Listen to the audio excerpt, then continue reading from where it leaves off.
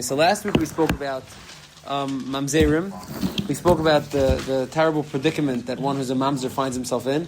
We spoke about the Rabbanim's throughout the Chuvas, throughout the Deiris, certain type of attitude to try to minimize Mamzeris, an actual psak of Mamzeris. And Mitacheni, we spoke about sometimes the tragic reality that somebody is a Mamzer and there's nothing to do about it. And then all that's left is to rely on HaKadosh Baruch Hu of Kesef Matar Mamzerim, Mishpach Shenitma Nitma. There's, only God could resolve the real cases. So it's this balance, the constant balance between the Rabbanim's attempt to minimize cases of Mamzeris and Yikav Adin Sahar, that there are times that there's nothing to do about it and there's reality, right? You got to deal with reality. Now, in the cases where you have to deal with reality, there is one potential out, one potential way to fix Mamzerim.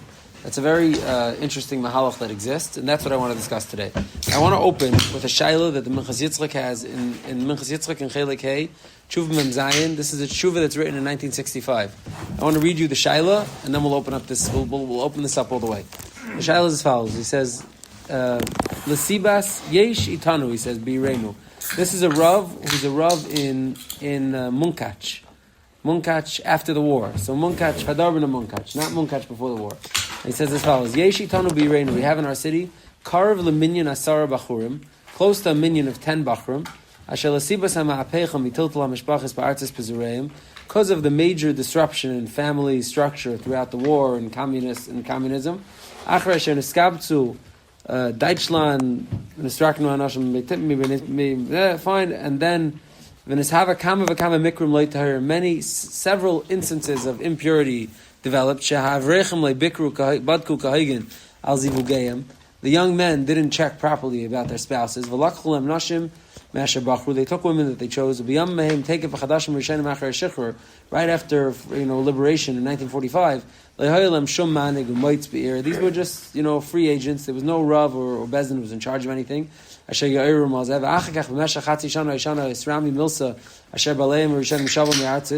then over the next years, months, husbands came back, and it was proven that not all of these women were permitted. Was born from these illicit marriages. Many straight above board mamzerim, first generation mamzerim. Mamzerim min atayra. They raisidik mamzerim. V'nishru anashim adiyim baleim hachadashim. Ata bachurim umlalim halalu. These messed up bachurim. Farhigiu leperak ish makadosh. We have a graduating class, a high school graduating class. That's basically all mamzerim. What a job, this guy, right? What a job this Rav has. He says we have a graduating class of mamzerim, and what are we supposed to do for these people? How are we supposed to marry them off? Umayati says haben shayil. Ma yasi imay. What can we do with these kids? Agam shesifrei hashulchan aruch psuchim lefanai. Avol lahalacha lemaisa any idea pesher davar. No, the uenai. That's very shracha print here. Ech ledaina diana lahai dina. Open my eyes and tell me how should I down this din. So here you have a Rav of Munkach in 1965 who says I have a class of mamzerim. I have a graduating class of mamzerim, 10 mamzerim, and I want to know what to do. This is not the first Rav in history who said he has 10 mamzerim, but no, that's a joke. It is the first. It is, but this is his shaila that's presented. Now the eitzah that he has to try to resolve this is an eitzah about a mamzer marrying a shifcha. A mamzer could marry a servant. Now we're going to talk about the sugi of mamzer marrying a servant, but before that, I'm not actually sure which way we should do. Let's talk and learning for a few minutes, and then we'll go back to the story. There's a lot of stories here to tell. Let's talk and learning for a few minutes just to find our bearings, exactly what's going on over here. So now, what is this thing that he's addressing, that a mamzer can marry a shifcha? Now, that's as follows. There's a din, it's gebracht the Gemara in Kedushin. The Gemara in Kedushin, on daf, in the end of the third parak of Kedushin, on daf Samachtas, Samachtas and Aleph, there's a mission that says as follows. Reb Tarfon says, Yechoilin mamzerim l'taher. There's a route. There's a way for mamzerim to become tar, to become pure. Ketzad, mamzer shenasa shifcha, mamzer who marries a servant girl, havlad eved, the children that this union produces are avadim. Shichraru, when he frees her, nimtza haben ben chayrim. The children are brand new ben chayrim, they're geirim, and the children are kosher. So, Reb Tarfon introduces in this mission a simple structure for a mamzer to be mataris for his bloodline. A mamzer wants to get married and have children. He marries a servant girl. He has children, X amount of children, whatever it is that he wants to have. When he's ready to stop having children, he frees his wife, and now he has Geiris for a wife who a mamzer is allowed to marry, and several children who are Gerim, fresh slate, and they're all clean and ready to go. This is Reb Tarfon. Now the Gemara over here has a clear. If Reb Tarfon meant this l'chatchila, this was like, up front, Reb Tarfon says to do this, or this is b'diavad in the case where it happened. The Gemara brings a story of Ushpezichna de Rav Simloi. He was a Mamzer. The innkeeper of Rav Simloi was a Mamzer. Amalei, he told him, if you would have approached me before you had children, I could have fixed this up for you. I could have said everything straight. So you see, it's l'chatchila. So the Gemara concludes that Reb Tarfon means it's l'chatchila, Shema min Reb Tarfon means it's l'chatchila. I'm reviewing the Mashmol. Halachic Reb Tarfon. The halacha is like Reb Tarfon. Almost always when the Gemara says halacha, almost always that is the halacha. I think it's rare to find where the Gemara is machriya, something's halacha, and ultimately there's like a different sugi that changes it. So Reb Tarfon in this Mishnah says a din, he says a way to be matar mamzerim is for them to marry servant girls. The Gemara goes through a little din to prove that this is l'chatchila, and the Gemara says b'shem Yehuda Mashmol, the halacha is like Reb Tarfon. Now, as it would follow, the Rambam in Hilchos Yisur Rabbi and the Shulchan Aruch in Even Ezer and Siman Daled and Hilchos Ishos paskins like this: that a mamzer who's looking for a suitable spouse and wants to marry someone could marry a Geyeres, could marry a Shifcha, and thereby produce children that are going to be Gerim and will be kosher children. The Shulchan Aruch in Even Ezer and Siman Daled says as follows: Lefichach, it's in Simchaf. Mamzer noisel l'chatchila shifcha. L'chatchila, see the word, the Shulchan Aruch's passing in that Gemara. A mamzer can marry shifcha l'chatchila. V'sheyikabla aleo mitzvahs. She's mekabel mitzvahs on herself like a shifcha. V'tavlu l'shem avda. She goes to the mikvah to be a servant girl. L'hater banav sheishtachru v'hem utarim b'Yisraelis. And this is a way that it could be mater as children and they could marry regular Jews. This is a din in Shulchan Aruch. There's no chaylik. The Ramah doesn't argue. The Mechaber doesn't bring two deis. It's a straight up din in Shulchan Aruch. As far as this would appear from the Gemara, from the Sugya, straight to the Shulchan Aruch, it seems to be no frills. Simple. A very simple din presented. Now, what's the rationale for this? L'maisa, we spoke last week, a mamzer is chayiv in all the mitzvahs of the Torah. A mamzer is not. A mamzer has every mitzvah. How is a mamzer allowed to marry a shifcha? A regular Jew is not allowed to marry a shifcha. So to that, there's two different mahachim in the Rishonim. The Rambam says that Isser for a Jew to marry a shifcha, the Rambam in Parak Tesvav V'Yisur Rabbi Halacha Daled, the Rambam says it's only midrabanan. Hey mamru. The Isser for a regular Jew to marry a shifcha, to have relations with a shifcha, is only midrabanan. And B'chai Gavin, the Chazal felt bad for the mamzer. They had some sort of rachmanis. Hey mamru. Shaktu chachamim al takanas, this poor soul, and they decided to allow him to do this. That's the Rambam Shita. And the Riyazakin in Taisis Yishanim also says that. Now, the Ran over here in Kedushin, he brings from Rabbeinu Tam, and he says something different. He says the Isser to marry a Shifcha is not a regular Isser. The Pasuk says, Leisiya Kadesh. You're not supposed to marry Leikach Kadesha. You're not supposed to marry a Kadesha. Now, Kadesha implies it's some sort of like Pagam in Kedusha. It's like a lower level Pagam. So says the Rabbeinu Tam, a Mamzer is not that high on his own. He's not that super kaddish to begin with. So b'chai gavna, he's allowed to marry a shifcha. Meaning a Yisrael who's mamish kahal Yisrael, he's on the high level of kedusha. He can't marry even like subpar matches. Even if it's not an erev mamish, even a subpar kedusha is not good for him. But a mamzer, no, he's not so special himself. He's not really b'kahal Yisrael, so therefore he's allowed to marry. These are the two mahachim that are rishonim, and the nafkamina between these two mahachim would be: what about mamzeres, a female mamzer? Could she marry an eved? Now there's no heter, because the children from an Eved are still going to be mamzerim. Her children are still going to be mamzerim. The Eved is ein leichayas, and Eved doesn't give any yichus to his children. The children can still be mamzeres. If you tell me the reason was to fix the children, there's no real fix happening for the children over here. So Rambam's rationale of Heim Ramru, Chazal would have no reason to allow this through. There's no real fix that's happening over here. But if you tell me that it's because a mamzer is not so halig to begin with, and therefore the is not relevant to him, according to Rabbeinu Tam, so then maybe a mamzeres also. She's not that halig either. So yeah, an Eved is, subpar, he's not halig, it's not kedusha. Okay, no. Mamzer is not so halig either. And the Beishmol and Even Ezer over here, Taka says that the nafkamina between the Rabbeinu Tam and the Rambam Shra is what about a female mamzeres. Okay, this is the groundwork. Now, there is one more nakud over here that needs to be referenced, and this is the most common child that comes up, is what about a suffix mamzer? A suffix mamzer's predicament is even worse than a regular mamzer. Because a regular mamzer knows he's allowed to marry other mamzerim, and he can marry gerim. A suffix mamzer is not allowed to marry other mamzerim, because it's only a suffix. You don't really know if he's a mamzer. Someone who's a suffix mamzer is a little bit in a tighter predicament. So the Paiskim want to know, could a suffix mamzer marry an Eved? Now, a suffix mamzer, he doesn't have all the leniencies of a mamzer, because he might be Yisrael. So do we allow him the leniency to marry an Eved or not? That's a machlek. The Paiskim, Tshuva brings them 2 days. The Radvaz in the Tshuva says that he could. Others are chaylik and say he can't. And then there's a whole creative lumdis, or Kvega over here. If we have time, I'll get back to it because it's beautiful. A whole creative lumdis about a Tnai and a whole Eitzah. We'll save it if we have time. Now, this is the basic groundwork. Now, if you look at the Shulchan Aruch, how does a shifcha make the kid not a mamzer? Because a shifcha is a guy, so the children of a Goyish woman are going to be Goyim, and only after he decides to be Megayer them do they become Jews. So they're Gerim, meaning they're fresh Gerim, each one. They're not technically related to him. You know what I'm saying? Technically they're not related to him, but they're children. You know what I'm saying? They're not technically related to him, but they'll have his genes and they're Goyim who become Gerim. Yeah, they're not technically related to him. Now, so if you look at the sugi over here, it's pretty straightforward, pretty simple, right? It's pretty simple. Rav Tarfon has an Eitzah. It's Kepaskin like that in the Rambam. It's Kepaskin like that in Shulchan Aruch. The Nesi Kalim, the Shmuel, the Sma, the Pesach Tshuva. Everybody's dealing with it like it's a really above board, regular thing. So did this ever happen?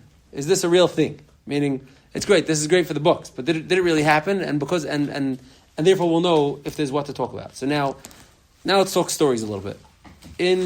If you chart Chuvas about Mamzerim, if you did a scan of Chuvas about Mamzerim Shaila, you'll find a very interesting pattern. Mamzeris Shaila arise traditionally, generally, when groups of people are in flux. Meaning after big pogroms, let's say Tach V'Tat, tens of Chuvas about Mamzerim. After the Holocaust, tens of Chuvas about Mamzerim. After, the Rhineland massacres in the 1200s, tens of Chuvas about Mamzerim. And another very prominent point of Mamzer Shailas is after the Spanish Inquisition. After 1492, after the expulsion from Spain, the Alhambra decree, when hundreds of thousands of Jews left, and they start migrating to small pockets here, there, the other place, and families are broken up, and people's marriages are not what they used to be, and there's no cohesive rabbinic establishment that's looking things over. There's like that window where everything goes haywire, and there's tens of Shailas of Mamzerim that arise. Now, primarily they're discussed by Rabbanim in the Ottoman Empire, in the Turkish holdings. Now the Ottoman Empire at the time was like at its peak, right? That's the Ottoman Empire in the 14th, 15th, 16th century was like, what it was ever going to be. It controlled many countries around the Mediterranean basin, like meaning Egypt, Eretz Yisrael, Greece, Turkey. These are all parts of Europe, like parts of Hungary were part of it, parts of Ukraine. It was a very, very wide-ranging empire, the Ottoman Empire. And there was many, many Rabbanim, and like to us, they're all Sephardim in the Ottoman Empire, but they lived hundreds, maybe thousands of miles away from each other, like in different far-flung corners of the Ottoman Empire. And in each one of them, there's a handful of shilas about Mamzerim that arise in the school. For example, the Radvaz, who lived in Egypt, and his Talmud, Rabbi Yaakov Kastaro, the Marikash, who lived in Egypt, have, let's say 10 chuvas between them about Mamzerim. The Mari Ben Lev has a few, the Marashdam has a few. Like every sprinkled throughout the Ottoman Empire, they all have chuvas about Mamzerim. Now, primarily the chuvas that they discuss is all these Suffolk Mamzers, all these cases of figuring out if somebody's a Mamzer. And over there, you'll see a very, very strong inclination to try to finagle you out of it, like we spoke last week. Almost all of these chuvas, that's like a theme running through them, is that the place we're trying to think of eitzis to not have these people be stuck forever as Mamzerim. Now, like a smaller subset of the chuvas of these Turkish paiskim, Ottoman Empire-based paiskim that are discussing this, is about this fix of Mamzer marrying Avadim. Now I want to read you 3 quotes from some of these paiskim, like this. The what do you call it? It's a tshuva from here, the mashal. Tshuva that says as follows. The Marashdam, for example, writes that the only eitzah is to marry a mamzeres. The Marashdam is writing a tshuva. He's writing a realistic tshuva. The Knesset Agdel is the most interesting one of all of them. The Knesset Agdel is a little bit later. He writes as follows. He says, "V'chein matzasi b'tshuva ksav yad l'Rav Yitzchak Ashkenazi zal v'heyid sheram ma'aseh b'koshti was made that he saw a story in Constantinople. Shemamzer Talmud Chacham nasa Shifcha. A mamzer was a Talmud Chacham married a Shifcha. V'neskavtzu sham chachmei koshte ba'is nesuim l'chvei the Talmud Chacham. It was like a chasen tish of all the gedolim.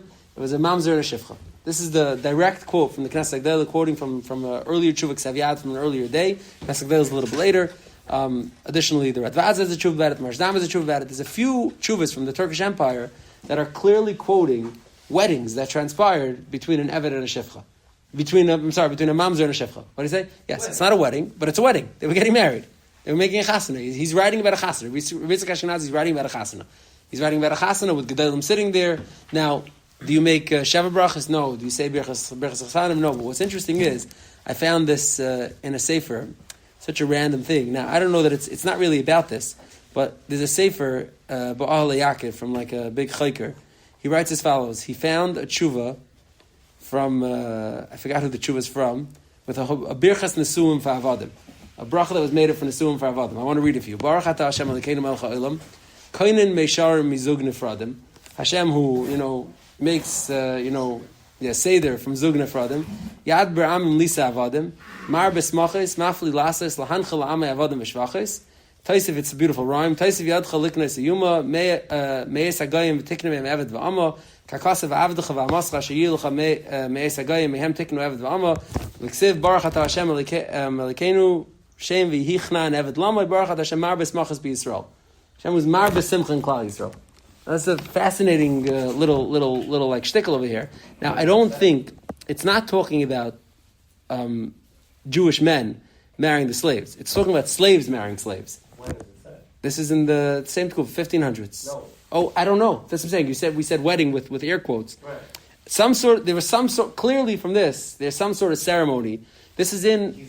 It's a bunch of Sephardi Sidurim that have this in it, meaning a bunch of older Sephardi Sidurim, like older, really older, 1400s, 1500s, have this like bracha for the weddings of slaves in it. When so, was the bracha from? When did it... I don't know, it's like a very random armakum that I found of it, but it's like, there was a bracha. Now, whatever that means, and whatever the exact ceremony of a bracha whatever the exact ceremony of a slave marrying a shifcha was, that these poskim are quoting, I don't know, but they are quoting it. Now, so here's the issue that arises, and this is where you see how it matters where they lived. The question is as follows. The Turkish government, the Ottoman Empire, had a system called the millet system. Millet is not an English word, it's like, it's an Arab word. You've got to add some ches in there. But it's a Muslim, it's an Arabic word, the millet system. And basically it's a two-tier justice system, where Jews and Arabs have different statuses. The Arabs are the upper class, and the Jews are the dinmeh, which is like a lower class. They pay jizya tax, and there's a whole bunch of rules. Which type of clothing they could wear, what type of business they could have. Now, as you would guess, there's also a halacha there, a rule on the books about what type of slaves they could own. Jews are not allowed to own slaves. Now, officially, primarily, they're not allowed to own Muslims as slaves. Christians, it seems, they're allowed to own, and there's a lot of literature of Jewish slaveholding in the Ottoman Empire, and they're primarily having Christian slaves. They were bringing in slaves from wars that the Ottoman Empire was fighting in like Eastern Europe, and they were bringing in, there was a tremendous slave market in Constantinople, and they were getting slaves from there.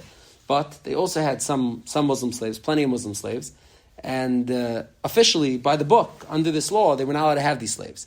So, Klaret the Paiskim Mashayla as follows. The halacha is din the machusadina. Oh yeah, that's what we're getting. The halacha is din the machusadina. You have to follow the laws of the government. Now, if the government says you're not allowed to own these slaves, so you only for pretend to own these slaves, right? Maybe they're looking the other way, wink, wink, nod, nod, you own the slaves, it's off the books, these are gray market slaves, fine, shame. But you're not allowed to have these slaves, right? Din Mukhazadina. So says the Mari ben Lev, in a dead serious tshuva. The Mari ben Lev was one of the Gedolei HaPoskim of the Sephardic world at the time, quoted widely everywhere, says, I would love to help you, I would love to allow a marriage between a Shifcha and between a Shifcha and a Mamzer, but alas, Jews are not allowed to own slaves, and therefore the whole thing's a harama. It's just fake. It goes, it's keneged din machusadina. You're not allowed to own these slaves. It can't be. This is what the Mari ben Lev says. Now comes along many other poskim in the Ottoman world. The Mabit, who's writing from Tzfas, the Marikash, who's writing from Egypt, and they say, nah, of course on the books it says you're not allowed to have slaves, but they don't really mean that. Like, that's a religious thing. They want to, make sure that we know our place. Like, Muslims, Jews, they want to make sure we know our place. But they don't really care from like a Choshe Mishpat standpoint, like from a technical standpoint about the Chalois Avdus. They don't care if there's a Chalois Avdus, and each one of them brings fascinating rayas. Is it for Yid to own, or is this for a Muslim to be enslaved? I didn't see this lumdus in the Turkish law. I'm not sure. I'm not sure. But the Mabit Lamashal and the Marikash, they have interesting rayas. The Mabit says, how could he tell me that we're not allowed to own slaves and they're super makbid about it? He says there in Turkish law, he quotes this. Says in Turkish law, there's runaway laws. If the slaves run away, they could force a sale. That's the halach in Turkish law. The slaves could force a sale. They could force you to sell them to a new master.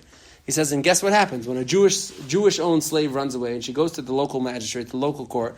They don't say. I'm sorry, I'm confusing the Marikash actually. The Mabit says that. He's in Tzfas, which is like the far-flung reaches of the Ottoman Empire. He says, I don't understand, when we buy slaves over here, we register it with the local registrar. You have to go register it in the office that you have slaves, X amount of slaves. It's like in the census. It says how many slaves. Nobody bats an eyelash. How are you telling me that the Turkish, that they don't want us to have slaves? We literally register with them that we have slaves.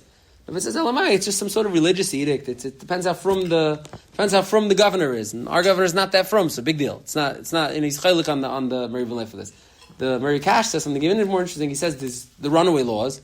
If a slave runs away, they are able to force a sale. He says, and all the time, slaves run away from Jewish households, and what happens is they hold the slave into court, they bring the old master, and they force a sale. He says, and if it was true that Jews are not allowed to own slaves, they would just say, sorry, you're not a slave, you're free to go.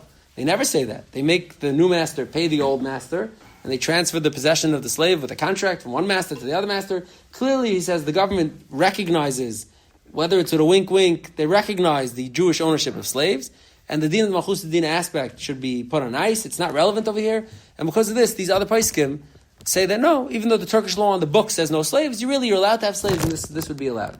Now this is like a whole need in the din of Malchus Din, and the truth is the din of Malchus Din is a super gray sugya. The Yismach Moshe, I think it's in Chuvas Heishav Moshe, he says that be'inyan din of Malchus Din, like lo hiskimu Paiskim, and zubakai v'zubakai, it's not clear how to figure it out, and therefore it's like a lot of wiggle room, and then people live and die by that. There's a lot of wiggle room in Malchus Dina, but this is the machlekes Paiskim in the Turkish Empire. Now, because of this, as we started with, it seems there were definitely marriages during the 1500s between certified first generation mamzerim and slaves in those days, and they would have children, and everybody would live happily ever after. So now fast forward to 1965. Okay, so between Turkey 1550 and 1965, Abraham Lincoln was around, and slaves are gone. There are no slaves anymore. There's no slaves in anywhere, no Western country, most even third world countries don't have slaves anymore. There's no slaves anymore. So what's to do? Now, in America, certainly it's din Malchus Dina, to buy a slave is probably frowned upon, strongly frowned upon. And because of this taka, like Rabbi Soloveitchik in Nefesh Harav, his Talmud quotes him, Rabbi Hershel Schachter quotes him, and he says, someone mentioned this tshuva of the Minchas Yitzchak in front of Rabbi Soloveitchik, and he looked up with a scowl on his face, and he said, Abe Lincoln freed the slaves. It's like, nothing to talk about, it's not negay. Now, what's he saying? He's saying is that today, din of the Malchus Din is ironclad. This is a clear halacha. There's no wiggle room anymore. You can't tell me on the market, off the market. It's not. It's harama. The whole thing's fake. You can't do it anymore. That's what he said. What's the halal of the slave? What did he say? What's the halal of the slave? Oh, so 1 second. So interesting point you're making. Hang on. I like that. So the Minchas Yitzchak and the Chalkas Yaakov and the Beis Avi and other chuvas all try to work their angles, and each one of them ultimately, the Chalkas Yaakov really wants to do it, Rav Breish. But he says, I'm not going to do it alone, and I need other Paiskim to sign on, and he seems he wasn't able to find anyone else to sign on. Minchas Yitzchak feels like, no, Din of Malchus Din is a problem over here, and I'm oversimplifying a 30-page maracha, but Ayin Sham, if you want the long version, take a look, but he comes to the conclusion also, he tries, and you could tell how sympathetic he is by how many angles he's working. He revisits the question from every angle, creatively and brilliantly, trying to figure out Tanoim and Eitzis and tricks, and he's trying, but he can't. He ultimately settles on part. He's only Eitzah. I have no Eitzah for this, and Din Malchus Dina. Now others, like Mishari Fisher, for example, who is the Ravid of the Eda Haredis, he in a Tshuva and Chelik Tes and Evan Yisrael writes that you could do it. You could actually do it. And he says, how do you resolve it? He says, you have to find a municipality in the world that exists that allows slavery, and there are a few, real backwater places. Find a consulate that represents that municipality, that country. And Kayadua, the international law says that a consulate is considered the land of the nation. So go to the consulate of Mongolia, whatever it is, or the Congo, or whichever country it is they're going to find, and you bring a non-Jewish girl there who's okay with it. You purchase her from herself. She goes to the mikveh l'shem gerus, and you have yourself a shifcha that could work. Now, I don't know if the Congolese consulate has a mikveh. So you have to figure out the order. This is what exactly the structure is, but you have to. This is what the Evan Yisrael writes. Now he writes, you could do it. It works. You just have to go to a place where it was. Other people suggest going to international waters. We take a boat out past the nautical line of every country. International waters. There's no official governing body, although there is international law. But Mechatei said that everyone's mishubah to that, and you make a buy the servant girl on a boat somewhere out in international waters. That's another eitzah. Now, what's interesting is, this is to your point, Reb Moshe, in a few places, he's never talking about it directly, but Moshe in a tshuva about a ger katan situation, a family who had a ger katan, Moshe suggests employing this Eved trick, and Moshe says, Kayidua, you could buy an Eved, and that's a way to clean up yichus. And then he asks, what about Dina de Malchus Dina? What about the fact that you're not allowed to buy slaves anymore? Ramesh says something interesting. And this is a svara that some earlier poskim say. Ramesh says it in his own way. Ramesh says, since the reason why they don't want you to buy slaves is because it's dehumanizing, right? You're not allowed to have a slave. It's all men are created equal. You can't have slaves anymore. But if you're buying a slave, gufa, to make things better, to fix things, as like a fix for this for a big problem, the spirit of the law would allow that type of buying slaves. So like Ramesh goes with like, it's like the ultimate harama. It's like, he says, this is not what's meant by that law. Meaning, on the books, it's clearly in violation, right? It's a clear violation of the law of buying a slave, Dina Malchus Dina. Ramesh says, no, in the spirit of it kind of works. And it seems that this is a consistent theme that Ramesh held, that these type of haramas, like spirit of the law haramas, are not, maybe a violation. I just want to show you this. Ramesh over here, he says, one second. Ramesh says, Ramesh says like this. I want to read you. He says, Ach yesh la'ayin. He says as follows: V'gam mach masha asur zeh b'dina d'malchus adina b'kan. Im kein ulai hu. One second. V'gam dina d'malchus adina, he says like asur zeh. Why? Kivin shesayfa sheyiyeh leben. He's talking about a slightly different case, but he says since the outcome of what you're trying to accomplish is shesayfa yiyeh leben, l'chein yuchel l'tavl l'shem avdul l'shachar yachar kach. It's Tzarchi Ladina. Ramesh says Tzarchi Ladina. L'chein ein lasses elim ken yidabru ma'avei aim. Find the tshuva that he's talking about. But Ramesh seems to be holding that since like your patent over here is a good patent, you're trying to fix something, you're trying to do the right thing, that's like within the spirit of the Din of Malchus Adina, which is it's a big chiddush. Now, there's a second place where Ramesh's Einikal brought down, if I could just find it quickly, or not, one second. Here, he brings as follows. Rav Moshe's Einikal, Mordechai Tandler, who we've quoted in the past, he says as follows. He said, "Karasi mechtavecha l'mayri savi again Rav Moshe Weinstein shlita v'sha'achar ian rav alalonu lahashav shekaydem kol kein efshel l'sad nesum mishafcha. You could do it gam bezman hazeh v'chein yatz mayri savi l'maisa kama pa'amim." Rav Moshe gave this advice several times to do this. Masigim bachura she'munyanet l'eskar. You find the girl who's willing to, and you could do it. So he's bringing that. Rav Moshe seemed to have done it in practice. Now, I don't know who these people are. I'd love to meet them. I don't know the exact story. But seemingly, Mr. Ike Fisher, Rav Moshe, and others were willing to do this mamash halacha l'maisa. So we have some precedent from 500 years ago in under the Ottoman Empire. Today, granted, it's much much more schwer to be able to do it, like the Minchas Yitzchak and the Halachic Yaakov and others are mentioning. Mitzad Sheni, it does seem to be that some of the Gedolei HaPoskim throughout the Dores, even recently, allowed people to use this fix to clean up Mamzerim Zichas. They would have to live in Congo once they come back. You've just experienced another Torah class brought to you by TorahAnytime.com.